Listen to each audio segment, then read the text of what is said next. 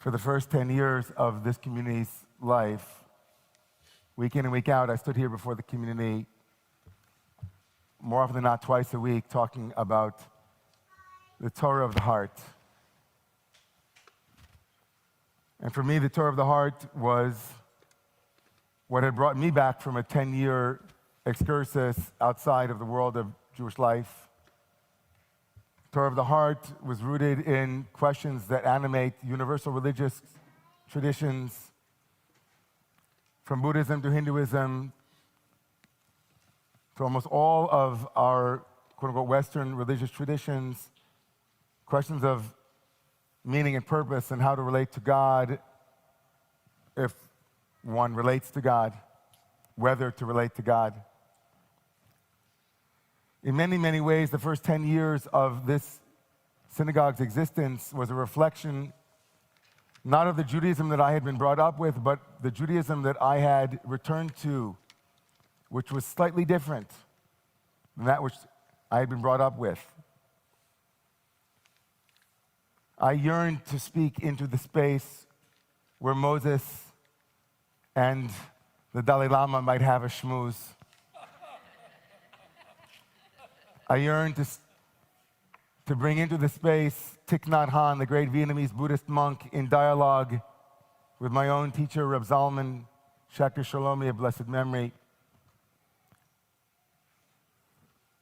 But in 2020, I began to notice a very troubling trend in circles that I walked in, that I've spoken to many times since then, about trends that began to place not at the center of our collective identity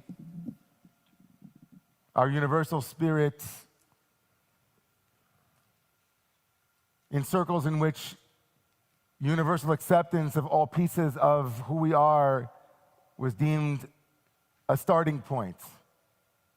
Bring all of you was what I heard over and over again in the circles in which I walked in.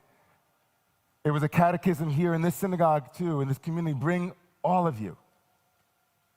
In those very circles in which inclusivity meant all of me, there was one distinct part of me that was not welcome and began to become more and more obvious. And so in 2020, in a sermon titled Raising Our Flawed Flags, I did something that cost me and us, and as a community, some of the prior years' serenity and kumbaya, and placed an Israeli flag into our sanctuary, which was met with no small amount of resistance and questioning and pain and division. And so I'm telling you, I'm speaking into that space again tonight. And I am looking forward and thought over the Chagim that we were able to return, for the most part, to a place of the Torah of the heart. And I want tonight also be the Torah of my heart and heart of many people like me, but maybe not everyone here, and maybe not everyone within our community, and maybe not everyone watching. And my kavanah, my intention, is to make myself clear, and yet at the same time have everyone walk out knowing that I love this community and I love who we have been and who we're becoming. When I was growing up, Phil Collins and his band Genesis were all the rage. They had a song, and they released a song called Land of Confusion. Remember that one? Land of Confusion. Too many people making too many problems and not much love to go around. Can't you see this is a land of confusion? It was 1986, the Cold War, a time of anxiety, division, and moral uncertainty. But those words feel written for us now. In a world thick with outrage and noise, where moral language has been scrambled, where truth feels negotiable, and where many Jews, especially those who identified as progressive, feel torn, lonely, and unsure where we belong. And into that confusion, the Torah speaks. This week, chapter 12 opens, lech lecha me'artzecha u'mimoletecha u'mibeit avicha el ha'aretz asher eka. God comes to Abraham, known as Avram then, and says, go forth from your land, from your birthplace, and from your father's house to the land that I will show you. God isn't just telling Abraham to relocate. God isn't just telling Abraham to leave the culture, to make a break, to be an iconoclast, to do the difficult. He isn't telling him only to leave the familiar, but he's also telling him to leave confusion and go towards clarity. Leave the illusions that you keep next to you, that numb you. Walk towards a clarity even when that clarity might cost you. Over the last few weeks, I've spoken with many Jews, each one wrestling with different layers of this moment for us. There's Liz, who's a high school teacher and passionate about justice and proud of her Jewishness, but conflicted about Israel. She said, I'm not anti-Israel, I just can't defend the government. I want to vote for someone who cares about housing immigrants and women. And then there was Daniel, who works on a progressive campaign. Yes, he told me, this candidate's statements on Zionism are hard to hear, but compared to the corruption of that other guy, how do I choose? And then there was Rena, an artist, who told me, maybe I just won't vote.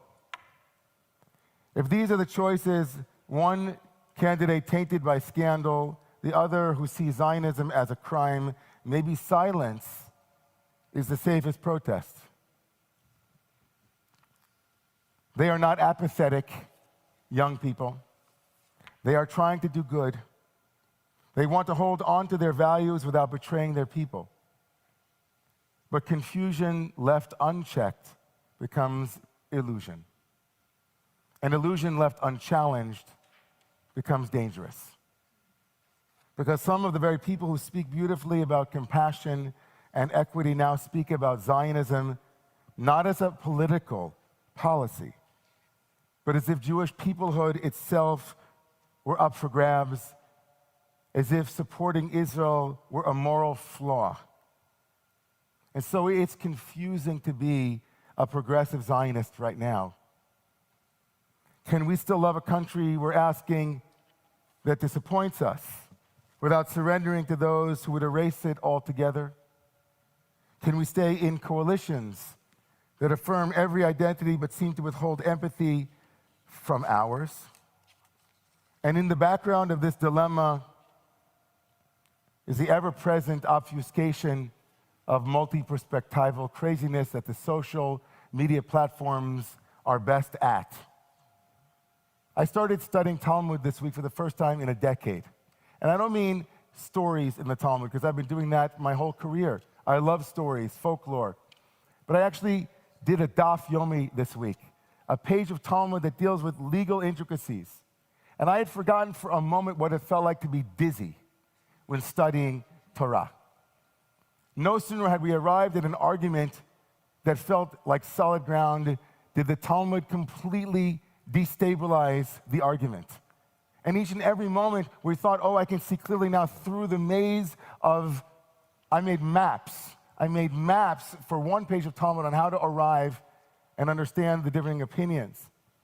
I think the internet is the Talmud on steroids.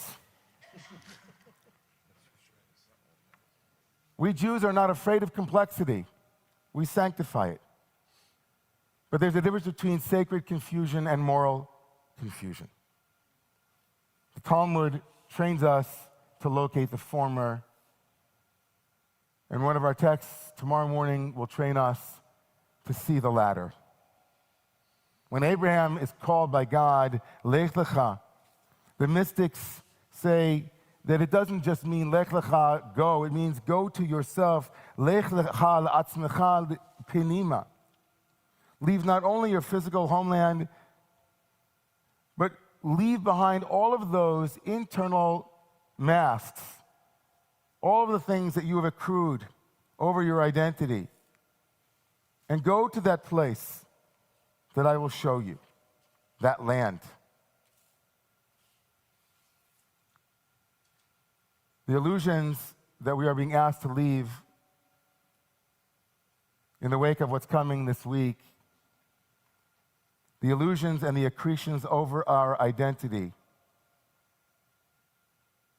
the illusion that ideology equals integrity, that good intentions are always enough, the illusion that love of our people contradicts love for humanity, the illusion that so many of us were brought up with for so many years that anti-Semitism can't thrive in New York. But the truth is, Avram's journey is not a rejection of seeking certainty. It's not a rejection of belonging, but a deepening of it. He does not abandon his search, but he defines it.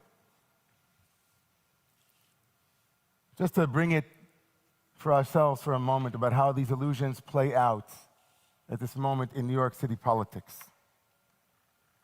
There was a recent JTA, Jewish Telegraph Agency, article that shared the voices of 3 Jewish residents in Astoria, Queens, a neighborhood they once cherished for its diversity and progressiveness, and that is now shadowed by fear. Their local representative is running for mayor. And that candidate is articulate, passionate, and committed to equity. And in any other moment, they wrote, many might admire his leadership. But for them, he wasn't a symbol of justice. He was a symbol of divisiveness. They came from different Jewish backgrounds, some extremely progressive, some Orthodox. They said all of them in the neighborhood that they were representing are a wide panoply of Jewish voices and Jewish identities. But in Astoria, Queens, they said since October 7th, the rhetoric that isolates Zionists and delegitimizes Jewish self-determination and refuses to name the atrocities of a terrorist organization as evil has led to graffiti that reads, "Long live Hamas." A giant sticker says, "F you to Israel," a banner beside a portrait of Hitler, Yamach Shemo. Swastikas beside playgrounds, and Jewish children whispering, "Don't worry, no one knows I'm Jewish." And through it all, their representative remained silent. They write, "We love New York. We want to stay, but not in silence, not on sufferance, but fully and without fear." I can hear the voice saying, "You're being alarmist. You're exaggerating. We don't need more fear. There's so much fear. I'm so with you." But I want to understand. And I want to say it really gently. When someone refuses to affirm Jewish self-determination as a legitimate form of identity, that Zionism is not a crime, they're not separating politics from people. When people say, "Why are you making it about Israel? Isn't it just a local mayoral race?" And I say, well, who is making it about Israel? Who's making it about Israel? The candidate himself has made it about Israel, and the Democratic Socialists have made it about Israel. And they've erased the line entirely. So many people would be excited by a platform of liberal progressive ideas to make the city more affordable, to make the city more equal, to have more affordable housing, to have groceries that are affordable. I think so many. Who wouldn't want that? And so why is Israel at such a vital part of this candidate's platform? And what does it tell us? So I want to ask the group of Jews who are on the fence. There's certainly a group of Jews who are not Zionists, and for them, Jewish identity is distinct from Zionism. That's not our conversation. But for the group of Jews who do believe that Israel and its legitimacy is vital, but are on the fence, what will be the litmus test? What will be the litmus test? How will we know we waited too long to speak? Will it be when Israeli professors are banned from universities? When Jewish children remove their Stars of David out of fear? When it becomes socially unacceptable to say, I support Israel? When Israelis say they won't speak Hebrew because they're afraid? What will be the litmus test that we have to come up with? And what about the risk at hand? Is it not a great risk at this moment? Is it not a great risk at this moment to give the biggest stage in our country to someone, no matter how eloquent and articulate, or as one person said to me, he's such a nice guy. And I have no doubt, I don't know him personally, it's not personal. Is it not asking of us as Zionists, as those who love Israel, to take a risk that's a risk too far? One of the great tragedies of October 7th that we don't even fully grok yet, fully understand, is the story of the Tzbataniot. The Tzbataniot were the young Girl Scouts who had information about the attack, and their reports were ignored. They ran them up the chain, but for whatever reasons, those reports were completely ignored. They saw, and they spoke, and they were ignored. They were told that they were being overly dramatic and overreacting, and then the unthinkable happened. I've been saying for the last 2 years that we too have had scouts who have been telling us about the coming tsunami of anti-Semitism and anti-Zionism that we have seen over the last 2 years. One of those, of course, was me. One of those was Barry Weiss and that chevra, that group. There were many. And they were told at the time that they were being alarmist, that it wouldn't be that bad, or that there were other bigger issues to focus on. And to this day, maybe there are those who think that what happened on October 8th and the response of the progressive community was not that bad. Maybe there are some who still think that given what took place later in the war, that explains the rise in anti-Semitism. That explains the rise in anti-Zionism. I'm sorry, but I don't buy it. It was happening for decades before October 7th. That doesn't mean that everything that happened over the last 2 years I agree with, and it doesn't mean that there hasn't been legitimate criticism in various quarters about the conduct of the war and so on. But over 1,000 rabbis signed a letter last week, and I was one of them. And the petition named the danger. And it wondered if it's too late to stem the tide. And so I'm asking that tonight too. I'm asking it on the eve of maybe one of the most important elections of our lifetime. And I'm asking it not, again, for anyone to take my words as a condemnation of colleagues who think differently than me, not in any way as words to condemn, God forbid, Jewish leaders who have given their lives for the Jewish people, who are not exactly walking it the way I am or another rabbi is. That would be a complete distortion of this message tonight. My message tonight is clear. If one can say with full-throated confidence, I am a Jew and I am a Zionist, then I don't know how one can vote for someone who calls the second part of that a crime. If one can say with absolute full-throated confidence and celebration that the state of Israel, no matter how flawed it is and was, and no matter how much needs to still be elevated and improved, a work in progress, is our ancestral homeland, and that we Jews have the right to self-determination no less than anyone else, I don't know how we can vote for someone who has made the opposite of that a part of their platform. I don't understand. And I want to also say into this space that those tzipataniot were not heard. Those scouts who warned us of the dangers coming were not heard. And I pray to God that I'm wrong.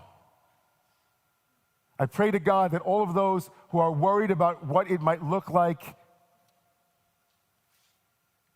are completely surprised. Wouldn't that be great? But oh, what a risk to take. And I don't know how we can. And so I won't tell you what to do when you go to your early voting booths. But I'll tell you what I did today at 1:30. I did not vote to be the next mayor of this great city, a city with the greatest Jewish population outside of Israel. I did not vote for someone whose platform denies my Zionism and my love for Israel. I did not pencil in someone who sees Zionists as criminals. And I don't understand how someone who sees Zionists as criminals can also tell us he will protect us. I don't understand that. And I'm open to hearing some coherent argument that would make me trust that. And by virtue of that, vote on that trust. But everyone just said it'll be okay. Is that enough? I want to imagine New York where mezuzot are not taken down from doorways because of a fear that we are endangered. I want to imagine a Jewish New York where, like Simchat Torah, we could wave our Israeli flags, and still, if someone asked me and say, are you pro-Palestinian? I'd say, I absolutely support Palestinians and their right to be treated as human beings. Of course, I'm pro-Israel. I'm pro-everybody. I want to imagine New York where our differences are honored and not policed, where justice includes me too. That's the land that God showed Abraham. Not a perfect place, but a land where blessing is possible because truth is not negotiable. When Phil Collins ends his song, he writes, "This is the world we live in, and these are the hands we're given. Use them, and let's start trying to make this place worth living in." Use your hands, use your voice, use your courage, and use your vote to walk out of moral confusion, to claim the clarity that you have been waiting for. Lech, lecha. Go towards a land of clarity. May we walk together not in confusion, not in illusion, not in fear, but in pride and in blessing. Shabbat shalom. Please rise, everyone.